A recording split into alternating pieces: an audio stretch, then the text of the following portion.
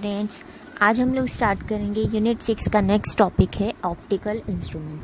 Optical instrument मतलब वो instrument जो किसी ऑब्जेक्ट की साइज़ को मैग्नीफाई करने के लिए हम लोग यूज़ करते हैं। So introduction, to magnify the size of object optical instrument are used. मतलब किसी भी ऑब्जेक्ट को अगर हमें जूम करके देखना है या मैग्नीफाई करके देखना है तो हम लोग कौन से इंस्ट्रूमेंट का यूज़ करते हैं? ऑप्टिकल इंस्ट्रूमेंट का। The angle subtended by the object at the eye is called visual angle for object। मतलब वो एंगल जो कि हमारी आई देखती है उस ऑब्जेक्ट के लिए, किसके लिए? ऑब्जेक्ट के लिए एंगल हमारी जो आई देखती है उसको हम बोलते हैं अल्फा एंगल या फिर विजुअल एंगल फॉर ऑब्जेक्ट। और but the angle subtended by image at the eye, मतलब इमेज के लिए जो हमारी आंखों का एंगल बन रहा है देखने वाला, वो एंगल क्या कहलाता है? Beta, visual angle for image. Alpha is for object and beta is for image. Optical instrument is a device which increases the visual angle of image. Optical instrument एक वो डिवाइस होती है जिससे हम जो इमेज का विजुअल एंगल बन रहा है उसको हम इंक्रीज कर देते हैं ताकि हमें उसकी इमेज कैसे दिखे? मैग्नीफाइड दिखती। अब सबसे पहला इंस्ट्रूमेंट होता है माइक्रोस्कोप। माइक्रोस्कोप क्या होता है? It is a device which magnify the image of small object by increasing its visual angle. ये वो डिवाइस होती है जो कि किसी भी स्मॉल ऑब्जेक्ट को मैग्नीफाई करने के लिए यूज़ होते हैं। इसमें हम मैग्नीफाई किससे करते हैं? हम उसके विजुअल एंगल को बढ़ा के करते हैं। दो टाइप्स के माइक्रोस्कोप होते हैं, simple microscope and compound microscope.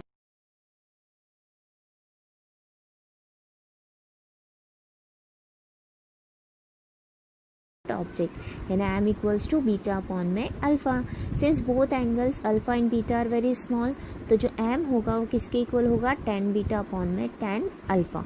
Beta visual angle image के लिए है and alpha visual angle object के लिए। ना हम बात करते हैं सिंपल माइक्रोस्कोप की। सिंपल माइक्रोस्कोप क्या होता है? It is an optical instrument which magnify the image of small object by increasing visual angle of image. It consists of a simple convex lens of small focal length और high power lens। ये एक optical instrument होता है जिससे हम small object को magnify करते हैं। कैसे? उसके विजुअल एंगल को बढ़ा के। किसके विजुअल एंगल को? इमेज के विजुअल एंगल को। ये कंसिस्ट करके रखता है इस एक सिंपल कॉन्वेक्स लेंस को जिसकी फोकल लेंथ कम होती है लेकिन जो पावर होती है वो ज़्यादा होती है। पावर और फोकल लेंथ में रिलेशन इनवर्स का होता है, मतलब अगर फोकल लेंथ ज़्यादा तो पावर क्या होगी? कम होगी। यहाँ फोकल लेंथ कम है तो पावर क्या हो गई? ज़्यादा। Principle of simple microscope. Working of simple microscope is based on the fact that when object is placed between focus and optical center, then its virtual and magnifying image is obtained। हमने एक case पढ़ रखा है कि जब भी हम object को ऑप्टिकल सेंटर और फोकस के बीच में रखते हैं तो इमेज जो बनती है वो वर्चुअल इमेज बनती है और बहुत मैग्नीफाई इमेज बनती है। सिर्फ एक ही केस में बनती है वर्चुअल और मैग्नीफाई, वो कौन सा होता है? जब ऑब्जेक्ट होता है फोकस और ऑप्टिकल सेंटर के बीच में। तो हमें उसी कंसेप्ट को यहाँ यूज़ करना है। कंस्ट्रक्शन देखिए ध्यान से बेटा। ये हमने एक कौन सा लेंस बनाया है? कॉन्वेक्स लेंस बनाया। इसका सेंटर होता है O जिसको हम बोलते हैं ऑप्टिकल सेंटर। ऑप्टिकल सेंटर से एक एक्सिस जाती है जिसको हम बोलते हैं प्रिंसिपल एक्सिस। अब बेटा AB नाम का ऑब्जेक्ट आपको दिख रहा होगा ऑप्टिकल सेंटर और फोकस के बीच में दिख रहा है सभी को। अब ऑब्जेक्ट यहाँ पर रख दिया हमने AB।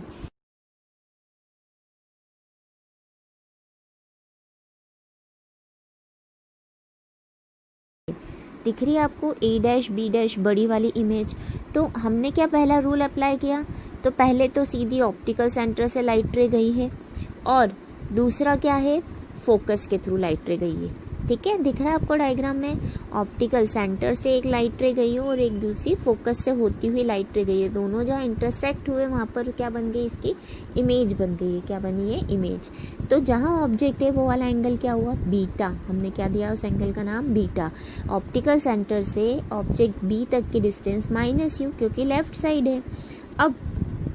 अब आप सोचिए कि माइक्रोस्कोप में हम जब ऑब्जेक्ट को उसकी इमेज देखते हैं ऑब्जेक्ट की, तो वो ऑब्जेक्ट और इमेज अलग अलग प्लेस पे तो नहीं होती है। जिस साइड ऑब्जेक्ट होता है उसी साइड उसकी इमेज होती है। तो हमने यहाँ पर इस AB ऑब्जेक्ट को कहाँ पर प्लेस किया है? PQ object. मतलब हमने मान लिया कि इसी सेम साइज का ऑब्जेक्ट ये यहाँ पर रखा हुआ है PQ। तो आपको अब ट्राइंगल बनते हुए दिख रहा होगा PQO और एक बड़ा ट्राइंगल बन रहा होगा A', B', O। जिससे हमें ये क्लेरिफाई हो गया कि ऑब्जेक्ट PQ उसकी इमेज बनी A', B'। तो जहाँ उसकी इमेज बनती है उस डिस्टेंस को हम डिनोट करते हैं -d से। d होता है least distance of distinct vision, जो हम नॉर्मली देख सकते हैं उस डिस्टेंस पे हमने उस इमेज को रखा है, तो इसको हम डिनोट करेंगे -d से। वापस एक बार डायग्राम समझा रही हूँ। हमने कॉन्वेक्स लेंस लिया, ऑब्जेक्ट को रखा ऑप्टिकल सेंटर और फोकस के बीच में। पहला रूल लाइट रे दी गई है ऑप्टिकल सेंटर से, और दूसरा हमने कहाँ से पास करा, उसको फोकस से निकली। दोनों को जब पीछे एक्सटेंड किया हमने तो उसकी इमेज बन गई a', b' पे जॉइंट होते दिख रही।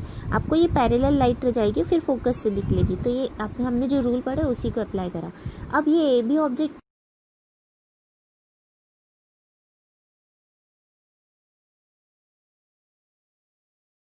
यहाँ पर दिख रहा है PQ। तो हमारे लिए एंगल एक बना अल्फा, एक बना बीटा। अल्फा किसके लिए बना angle, visual angle at object. Beta किसके लिए एंगल बना, विजुअल एंगल एट इमेज। तो ध्यान रखना आपको, alpha is for object, beta is for image.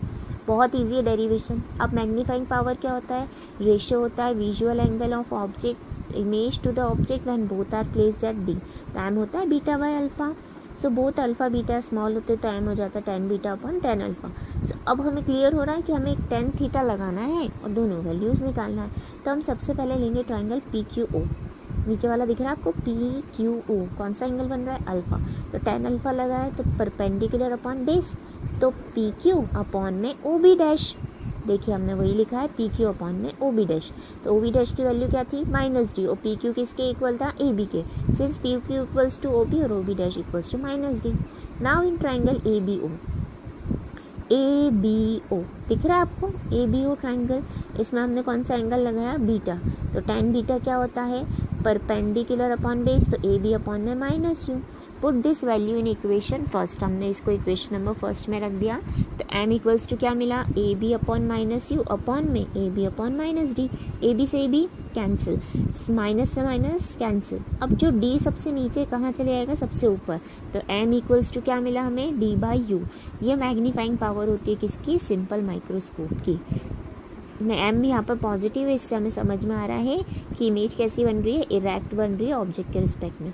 अब इसके दो केस होते हैं। पहला, इमेज अगर D पर बन रही है तो लेंस इक्वेशन लगाई हमने 1/f equals to 1/v minus 1/u। f तो f के इक्वल है, u माइनस u के इक्वल है। जो v होती है वो क्या होती है, इमेज, और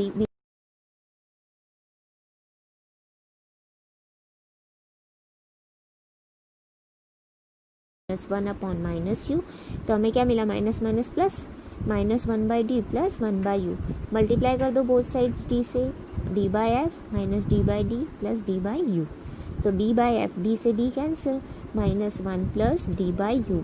अब d/u इक्वल्स टू क्या मिला हमें, 1 प्लस d/f, क्योंकि हमने क्या करा है, d/f के पास 1 को पहुंचा दिया है, d/u एज इट इज रहा। d/u क्या होता है, m। तो हमने d/u की जगह क्या रखा, m रख दिया। तो मैग्नीफाइंग पावर क्या आ गई, जब लीस्ट डिस्टेंस पे था ऑब्जेक्ट, 1 प्लस d/f।